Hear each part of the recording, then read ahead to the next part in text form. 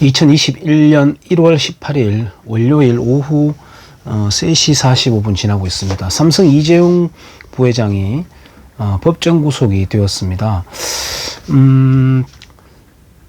대한민국의 남성이라면 화생방 훈련을 다 해봤을 거예요. 군대 갔다 온 분들은.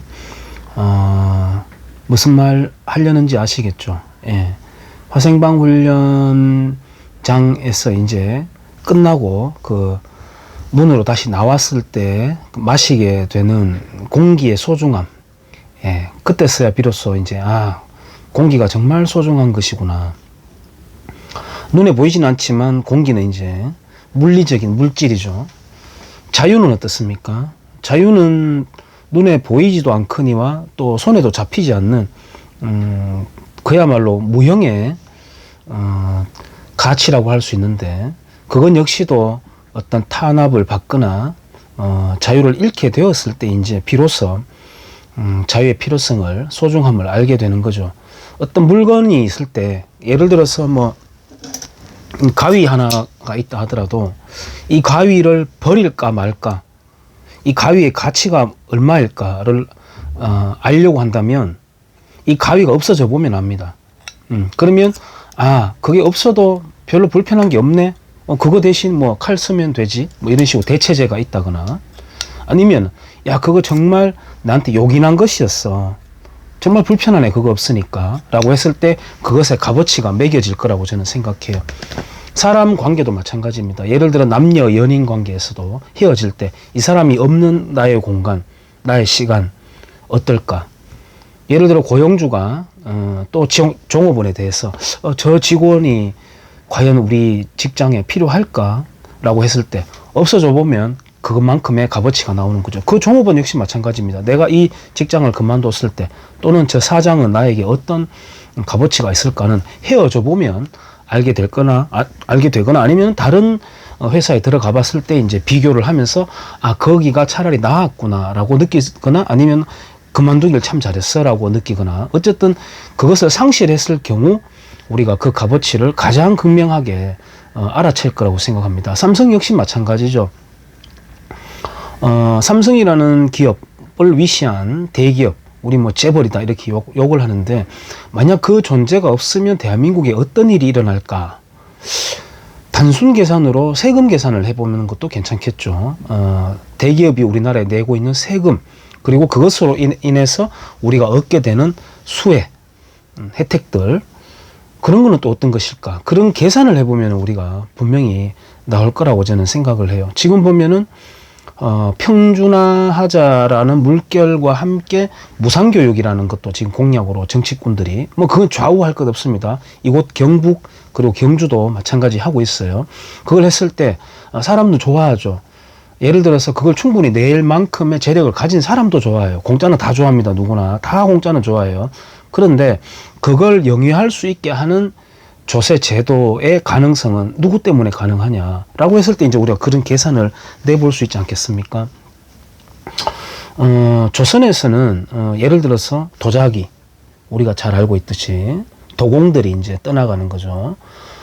도공들이 임진왜란 때도 많이 잡혀가고, 임진왜란 이후에 조선통신사가 재개되어서 돌아가자고 회유를 했을 때도 안 간다 그랬어요. 일본에서 대접이 더 좋으니까. 심지어 일본, 조선에 있던, 특히나 이곳 이제 신라 지역이었던 이 경주 지역에 도공들이 꽤 있죠. 넘어간 겁니다. 오히려 잘 해준다는 소문을 듣고. 그래서 임진왜란 때 붙잡혀 갔는 그 도공들의 기술, 그 도자기를 유럽에 팔아가지고 이 근대화의 자금으로 쓸 수 있었던 겁니다. 그럼 임진왜란은요? 임진왜란은 또 은재련술 기술자들을 우리가 천대시했는데, 그 은재련술의 기술자들을 또 일본에서 데리고 가가지고 극진한 대접을 해주면서 그걸 가지고 임진왜란의 자금으로 삼았던 것입니다.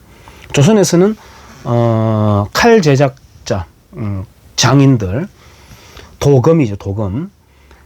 그 장인들에 대해서도 하도 괴롭혀야 되니까, 값 인정을 안 해주고 가치에 대해서 대접을 안 해준 채로 늘 쌍납을 원하고 일을 시키고 하니까, 그게 이제 내 자식한테도 이게 또 대물림 되는 거구나 라고 해서 자기가 칼을 만들 수 없게끔 자기가 만든 칼로 자기 손으로 자기 팔을 잘라버리는, 그런 끔찍한 일도 일어났던 게 바로 조선입니다. 뭐 도자기, 칼, 은, 뭐 금속 활자 말할 것도 없고요.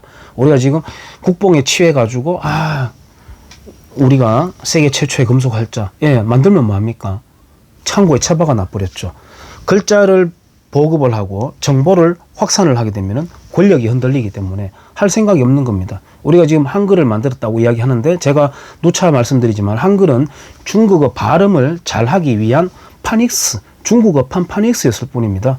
그래서 사대부층들이 중국어를 더 잘하기 위한 것이었지 절대 하층민들을 위한 언어 체계가 아니었습니다. 그 다음에 대포라고 하죠. 철포입니다. 철포.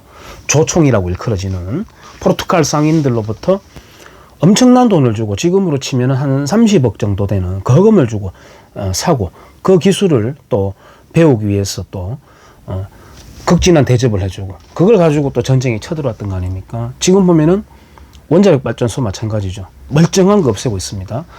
오늘 삼성 이재용에 대한 판결도 마찬가지인 게 그거는 있는 자를 악으로 보고 재벌을 악으로 보고 그러니까 어떤 격차를 만들어내는 것을 악으로 보고 그러한 심리도 기저에 있거니와 박근혜라고 하는 인물을 같이 묶어 넣어놨기 때문에 어쩔 수 없이 이재용에게 유죄를 때릴 수밖에 없는 것이죠. 안 그러면은 박근혜도 유죄가 나와야 되는 상황이니까 같이 말려 들어가는 거죠. 어쩔 도리가 없는 겁니다. 그것도 있고 정치적인 판결인 거죠. 그 다음에 원자력 발전소 같은 경우에 역시 마찬가지 발전을 저해하는 소위 진보라고 일컫는 자들의 정말 반진보적인 퇴보적인 그런 행동인데 특히나 원전은 또 김일성, 김정일, 김정은 3대 백정을 혈통 독재 체제가 가장 싫어하고 없애고자 했던 게 바로 대한민국 원자력 발전 또 기술입니다. 특히 월성 원자력 발전소. 그래서 이제 또 없애고 있는 거긴 하지만 어쨌든 인재들은 이제 떠나가고 있죠. 과거에 도공들이 떠나갔듯이 원천 기술 보유가 몇 가지가 되느냐. 대한민국, 일본, 미국, 중국까지 포함해서 원천 기술 보유하고 있는 게 우리가 몇 개가 되느냐. 그러면서 정말 까불기는 너무 까불죠. 세상 모르고 까부는 것. 무식하면 용감하다. 철없으면 용감하다라는 걸 정말 보여주잖아요. 근데 아까 제가 금속 활자 이야기도 하고 도자기 또는 은재련술 이런 말씀도 드렸습니다만은 이 한반도의 인종에 특출난 DNA가 있음을 저는 발견하고 있습니다. 저는 조선인들을 비하하고 싶은 생각이 없습니다. DNA가 있습니다. 무엇 때문에 못 살렸느냐? 제도인 거죠, 제도. 워낙 착취를 해대니까 노력할 필요가 없는 겁니다. 그러니까 이 땅을 떠나가지고 연해주로 가는 조선인들을 보니까 그 땅에서 리더 역할을 하고 가보니까 외양간이라든지 부엌이라든지 이게 너무 깨끗하게 정돈이 잘 돼 있고 이런 것을 극명하게 동시대인데도 다르다는 거예요. 그래서 보니까 조선은 착취제도였구나. 많은 외국의 선교사를 비롯한 여행가들이 그런 서술을 하고 있습니다. 그 말을 했다가 악의적인 편집으로서 낙마해버린 게 문창극 전 총리 지명자였기도 하죠. 그때 정면 돌파를 했어야 되는데 비겁하게 무릎을 꿇어준 게 패착의 시작이었다고 저는 봅니다만은 조선시대에는 착취제도 때문에 그런 훌륭한 DNA가 발휘가 안 되었다고 하면 지금은 어떻습니까? 지금은 조선만큼 착취하는 제도가 아니잖아요. 근데도 왜 이런 거죠? 조선인보다 더 못한 거죠. 한국인들이. 왜 이런 유권자들이 나타났어요? 왜 이런 자들을 뽑아내는 거죠? 조선인보다 못한 겁니다. 굉장히 이율배반적이고 위선적이기도 하죠. 삼성 욕하면서 주식 뭐 살래? 삼성 사는 겁니다. 삼성 스마트폰으로 삼성 욕하는 댓글을 달아요. 그렇지 않나요? 삼성을 위시한 대기업에 들어가고 싶으면서 정작 욕은 또 삼성 욕을 하죠. 대기업 욕을 하죠. 내 주변에 가까운 사람도 삼성 저거 무너져야 된다고 말하는 사람이 있습니다. 그래서 왜? 라고 물어보면 무슨 이해를 떠나가지고요. 낙수효과라고 하는 단어 자체를 모르더라고요. 그런 무지렁이 같은 사람들이 투표를 하니까 제가 늘 말씀드리듯이 폭탄보다 무서운 겁니다. 그 사람들이. 폭탄보다 무서운 거예요. 그래서 지금 보면 글쎄요. 해외에 나가가지고 해외 나가가지고 태극기 보면 반갑죠. 근데 삼성 로고를 볼 때 정말 반가운 거 아닐까요? 예, 기술로 재배하는 겁니다. 지금은 전쟁으로서 세계 각국들과 각축전을 벌리거나 장악하거나 그게 아니죠. 우리가 지금 몽고의 징기스칸 이야기를 하면서 그건 굉장히 그 폭력적인, 그러니까 선진화된 어떤 지배 구조 시스템에 대한 아무런 비전 없이 그냥 무너뜨리고 다녔던 사람임에도 우리가 추앙하는 이유가, 와, 그렇게 넓게 뻗쳐나갈 수 있었다니, 이런 것 때문 아니겠습니까? 그럼 대한민국에서 그렇게 뻗쳐나간 존재가 누굽니까? 대우, 예? 삼성, 현대 노조 말고요. 그런 거 아닐까요? 저도 뭐 해외여행 많이는 안 갔습니다만은 갔을 때 대한민국 포스코 지부가 있는 걸 보고, 삼성 로고가 광고 번쩍이는 모습을 보고, 현대차가 다니는 모습을 보고 감동을 받는 거 아니겠어요?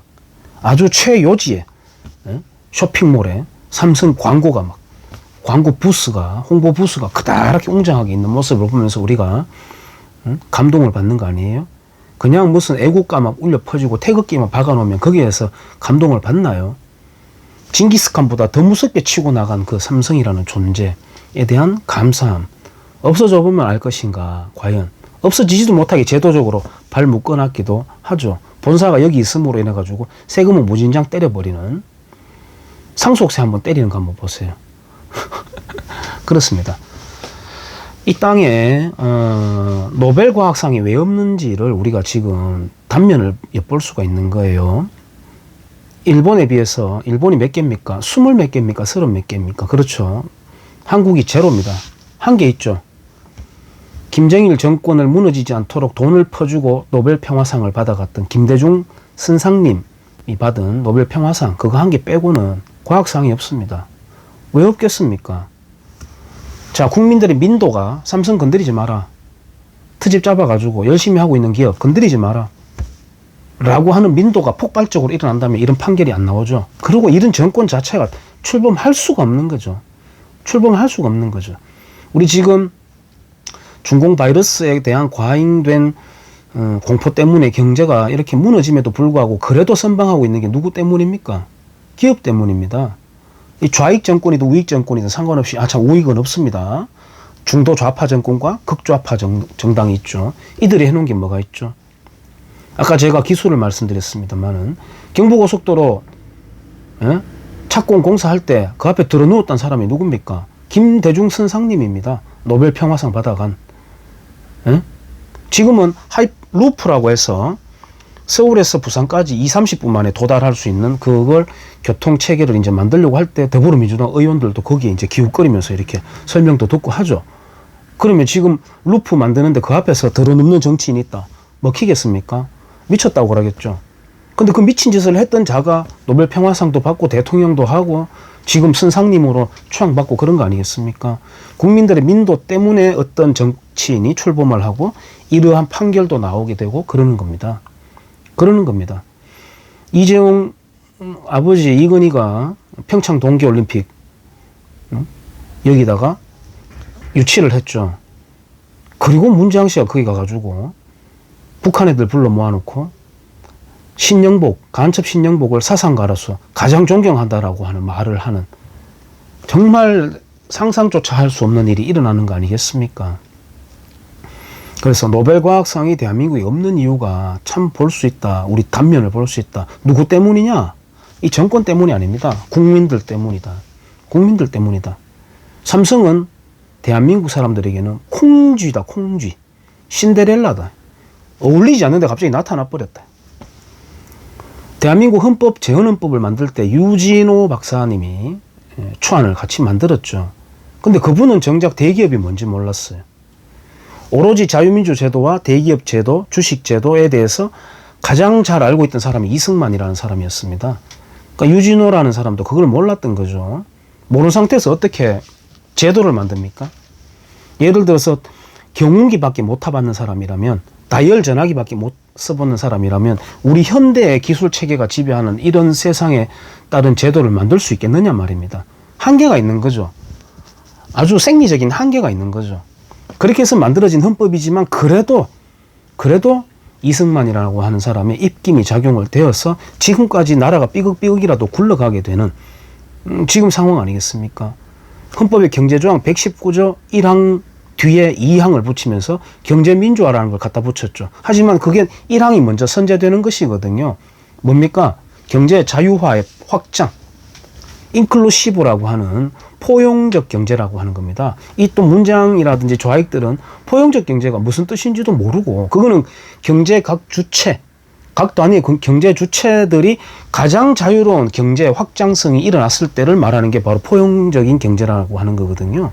근데 이 사람들은 그걸 해석할 때 좀 더 많이 국가가 안아주면서 세금으로서 요람에서부터 무덤까지 책임지는 그런 걸 포용적 경제라고 그렇게 또 해석을 하고 접근을 하더라고요. 정말 무식해 빠졌지 않습니까? 정말 무식해 빠졌지 않습니까? 이런 자들이 지금 나라를 운영하고 있다니까요. 삼성 이건희의 아들 이재용 법정 구속되는 장면이 바로 우리 국민들이 저지르고 있는, 그 이재용을 찌른 칼에 묻은 피가 우리 국민들에게 묻어 있는 겁니다. 공범들인 거예요. 누굴 탓할 게 안 되거든요. 누굴 탓할 게 안 돼요. 자, 오늘 그걸 보면서 제가 기분이 좀 착잡했습니다. 아, 이렇구나. 노벨 과학상 못하는 이유가 바로 이런 거다. 이런 생각에 제가 한번 말씀드려 봤습니다. 감사합니다.